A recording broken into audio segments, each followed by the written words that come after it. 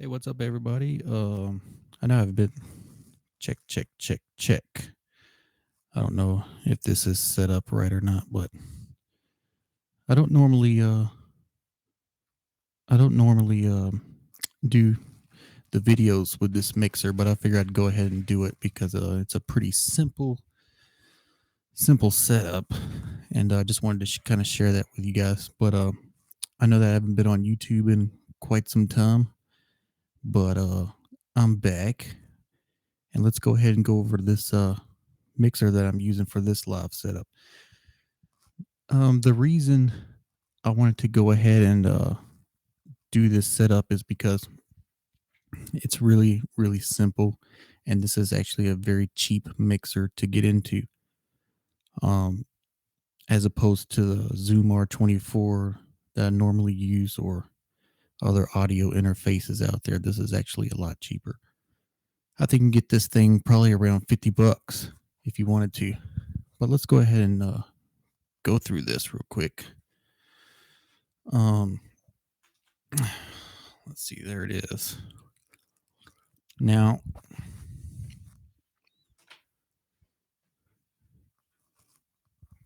this is about, I think you can get this R24 for like $3.99, and this is what I'm using right now, and that's about a $50 mixer, and it's relatively simple, and that's kind of what I want to share it with you guys. But all it is, it's got some power hooked up to it. Um, there's a USB going into the computer, and I installed a driver right off the internet. I just PV driver PV8 installed it from the PV website, and that was it. That was really it. And right now I got my microphone going in channel 1. I got another microphone going in channel 2 here, and then I got my guitar going in channel 3. um this is where my headphones are, because this kind of takes control of your where you would normally plug your headphones in the computer. And you can use this in Logic. You can use this in live videos like I'm doing now, or you can use it for if you have like a podcast or whatever. And this is a great cheap option. As you can tell, it sounds quite nice. So, but I'll demonstrate what it sounds like with the guitar. And just remember that the main difference between a mixer like this and a multi-track recorder. This is actually a recorder controller. Uh, it's got drum pads in there and everything else. It's an interface sampler. The main difference is that this records individual tracks. So if you're in Logic, you got a mic, you got a electric drum set, guitar. That'll all record individually, so you can mix it later.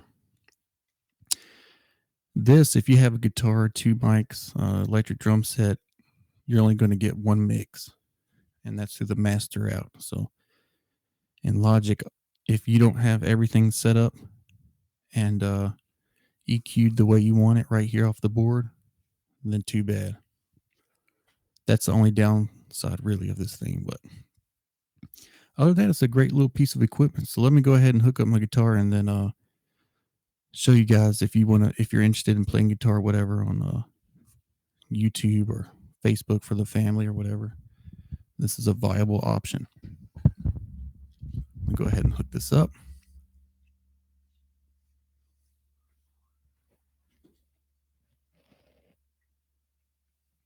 If you have any questions or anything, shoot me a comment, and then I'll answer it for you the best I can.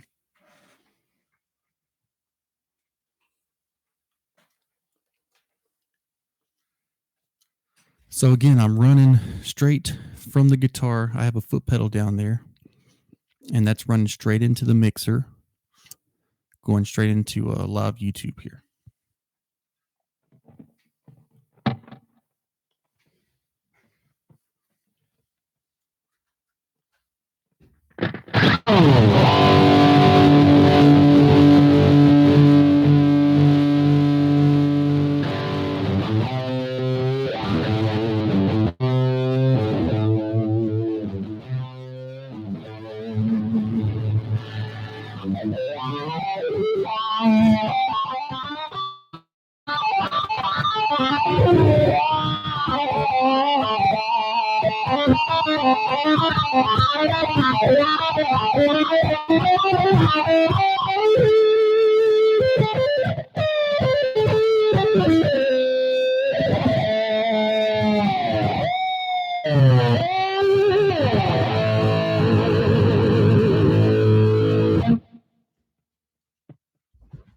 And now you might hear something that sounds a little bit different, but it'll probably cut in and out. But the good quality of what you hear is what it sounds like. It's just probably my internet connection.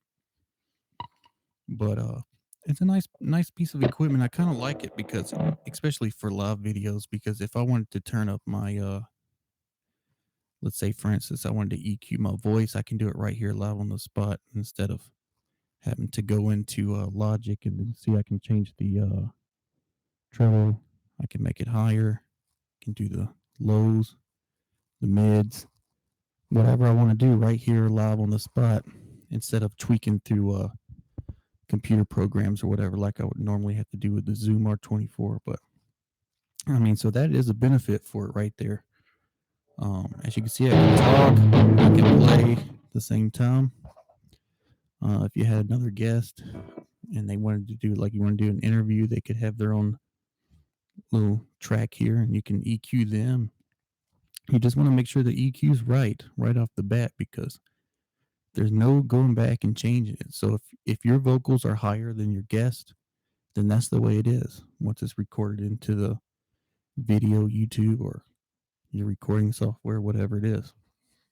And that's really the only drawback. So again, I got it plugged into the wall. I got a USB cable going into my computer. I downloaded the driver for this, the PV8 driver, and then it's ready to go. So when you go on YouTube or whatever, it automatically finds it, and you're all set. Thanks for watching, guys. If you have any questions, go ahead and leave those comments, and I'll get back to you. Other than that, go ahead and subscribe if you'd like. Peace.